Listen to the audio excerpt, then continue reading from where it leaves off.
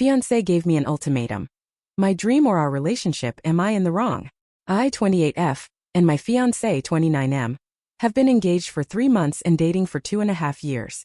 Everything was going great and we were very happy, but recently we started having some issues. We are not having a wedding ceremony, mainly because we want to start having children soon and don't want to spend that kind of money. Both of our families live abroad, so it would be very expensive to fly everyone out and reserve it for our down payment on our house. We decided to buy a house together, and after that get legally married and start our family once we get settled. This is where the issues came. I come from a family of farmers, the fruits and vegetables kind, not the animal type. From both sides of my family, but my parents are not farmers. My dream has always been to have a farm for personal use, not as a job, but my fiancé doesn't want that and I accepted that. However, one thing that is non-negotiable for me are my chickens. I have 10 chickens and he knows that. So when house hunting I was looking for a house with a decent backyard to be able to raise them freely as they do in the house I'm renting for now. He started getting distant and avoiding me after I told him I planned to bring my chickens to our new house, but I didn't put 2 and 2 together until Elle asked him a week later. After a week of being avoided, I decided to go to his house to talk things out this past Saturday. I asked him what was wrong with him. He said that he thought I would get rid of my chickens before moving together and that's why he was putting up with it. But that he didn't want chickens in our house and that it was making him reconsider our relationship because, his words, he didn't want someone who came with package and then asked me to get rid of my chicken. This made me extremely angry and I admit that I lost it. I started hysterically crying and told him that my chicken were more important to me than our relationship. Not true at all. I said this without thinking, in a state of panic. So if he was not willing except that my chicken are coming with me, then we were done. I got in my car and went home, where I spent the whole day crying. He tried calling me, and I did not pick up because I didn't want to say more things I didn't mean, which I told him in a message. On Sunday I was feeling better and decided to call him, and we agreed to meet for coffee that same afternoon to talk about it. I started by apologizing about what I told him, and I told him it was not how I felt at all, to which he told me that he knew I didn't mean it and that he didn't hold it against me. I decided to be honest with him and told him about the farm thing, how it was my life dream and that it affected me not being able to have this when we could well afford it. We are both engineers and have decent salaries, and he wouldn't need to do anything on it. I was honest about how I was not aware of the impact this had had on me until he asked me to get rid of my chickens, which, as weird as it may sound, I love like my own children, ultimately asking me to get rid of the last piece of my childhood dream, and how that just set me off. He said I was being selfish and that he needed some time to think because he was not sure if this is how he wanted his life to be from now on, which I accepted, though being honest I don't understand. I talked to my best friend about this and she told me to just give up the farm thing, insinuating I was in the wrong, but I assume not wanting to directly tell me. Me and my fiancé have not talked after that, and I'm giving him the space to think about our situation. Am I really in the wrong here? I genuinely do not understand why this is such a big deal, and I feel like he really must not love me as much as I thought he did if he doesn't want my dreams to come true, and it's eating me alive. Relevant comments. Was OP planning to have the chicken inside the house? Oh no, I do not. I have them in my backyard. I was thinking about building a fence to keep them in a separate space since I understand that it might be uncomfortable for him if they can be around the whole backyard. We talked about this on Sunday. They wouldn't come into the house and I told him he wouldn't have to do anything for them and that they are my responsibility, but he doesn't agree. I don't know if you have had chickens before, but they really do not require much. You can go on weekends trips easily and hire someone to feed them for longer trips. I don't kill my chickens and I did tell him that they are my responsibility and mine alone, so he would not have to do anything. They are not fed with his money. Honestly, I make slightly more than him and he has expensive hobbies too. But even if he didn't, money is not an issue. We agreed on a house outside the city BC. We want to have a large family. I really don't get why you would think I'm going to have him do everything when I have been taking care of them alone for years. Commenter 1. Honestly, I'm surprised you two didn't discuss this earlier in your relationship. I myself, being an urban person, I can understand why your boyfriend may be reluctant about raising chicken for starters. I won't want that responsibility further. I'm sort of nauseated with the whole idea of seeing my dinner roaming in my backyard, pooping, eating and more. OP. Well, I think it's worth mentioning that we are both vegetarian. We did talk about pets and we agreed on dogs and cats. I assumed they were fine because honestly I talk about them more often than I should and he never said anything about it. Why did it take OP so long to talk about living on a farm and such on? OP.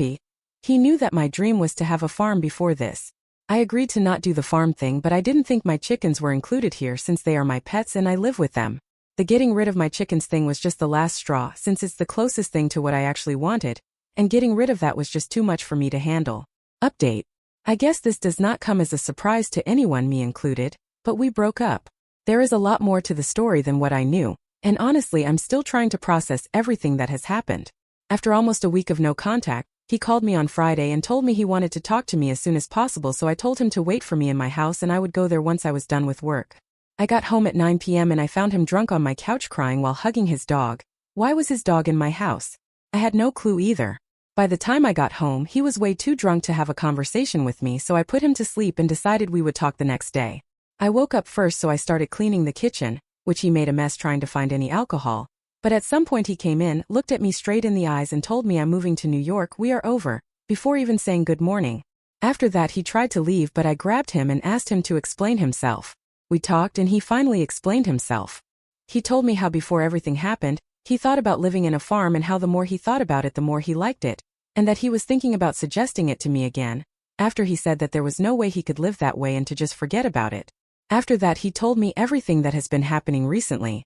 Apparently, a day before he started ignoring me, his boss told him that there was a vacancy on a role he could take in the main office in New York. He was working on a branch in our city, and he asked for a day to think about it, but he really wanted to take it. He talked to his mom about it, and she told him that it was good and that we both could move to New York together and start there as a new family. After that, he decided to call on my best friend Ikwai, and she told him that I would never approve of moving to New York and he shouldn't even suggest it because I would get mad, that he should either move alone or reject the job, but not tell me. This makes me sound horrible, but I swear I can in fact communicate. I do not know why she says that. After that he called his mom again and told her that he was moving to New York alone and breaking off our engagement, and his mom told him that it was a horrible idea and that he should just reject the offer because he was getting old and needed to start a family soon. Mind you, this man is pushing 30 and still doing everything his mom tells him, so of course he decided to do just that. The next day he rejected the offer, and that's when he started ignoring me. During the week he was ignoring me, he thought about everything and decided that the best idea was to make me sacrifice things too, until he didn't feel bad about rejecting the job offer anymore. Miserable but together basically. LMFAO. So everything started with asking me to get rid of the chickens. He called me selfish because he gave up a lot for me, but I wasn't willing to give up my pets for him. Mind you, I did not know he had rejected the job offer, and he asked for time to think about our engagement because he didn't feel better about anything after telling me to give up something, and he had to think about how far he should go to feel better about rejecting the job offer, or if he would feel better at all after I gave up almost everything for him. The audacity of this man. LMFAO. So basically, the chickens were never an issue, he was just trying to make me feel miserable because he was. On Friday he came to the conclusion that he did not hold enough power over me to make me give up everything for him, finally. So he decided to just move to New York alone and break up with me. He contacted his boss to ask if the job offer was still valid, but after 2 weeks it obviously wasn't, but there was a lower position available, worse than his current job. And since he had already made up his mind, he just took it. That's when he called me and told me he needed to talk to me ASAP. He went home, picked up his dog, too big to bring to an apartment, so he's just getting rid of it by giving it to me, said by him, and came to my house to drink everything I had in my home. After telling me all of this, he decided it was an amazing idea to ask for the ring back, but after everything he said, there's no way I was not selling it and taking the money. That's the situation we are in now. He left after that and obviously left the dog in my house. This weekend was hard. It's weird to go from engaged to single, but it's better to break it off now than when I've given up everything for him, and we have children stuck in the middle of everything. I'm also trying to figure out whether my best friend is really my best friend or not. I did not go into detail, but this bitch dragged me through the mud to my ex. But that's another story. I also contacted my boss today and asked if there was any possibility of working from home full-time. I currently WFH 4 days a week and go to the office on Friday, and it might be possible in a few months, so I'm very excited to move further away from the city and getting my dream farm. Hopefully I find a farm man to build my dream farm and a big family with ha. But for now I'm focusing on myself and my chickens, and I'm going to buy a coop like those in movies with seats for each one of them that look like a little house, because after all this I feel like I deserve it. Anyways, I'm doing better than I expected and I'm loving having his St. Bernard in my house. It makes it feel a lot fuller and I love it. I don't know if anyone wanted an update, but that's it. Hope you enjoy. If anyone has any tips on how to get over all of this, let me know. Ha. Relevant comments. OP on the communication issues with her ex. OP, thank you. To be honest, we've always had issues with communication on his end, and it was the cause to most if not all of our fights, so that's definitely a must for my next relationships. Haha. Commenter 1. Why wouldn't he even suggest moving to New York together? This is extremely weird. OP, because my best friend told him not to. He really is that simple-minded somehow. Commenter 2. Please update us after your talk with the best friend, because that came off as a bit suspicious to me. Maybe she will up and move to New York because she thinks he will like seeing a familiar face and fall madly in love. Or maybe she was just jealous of you and your relationship. Oh, I highly doubt she's into him. I think the second is more likely. Anyway, I'm honestly not in the right space for more confrontation, so it's something I'm putting off for now. But I will confront her eventually. OP on her ex's dog adjusting to new surroundings. Oh, he's doing great so far. It's not the first time he's staying in my house since I kept him when he went out for more than a day, which is often. I'm worried about when he realizes that this is not temporary, but nothing wrong so far. He has always liked me a lot.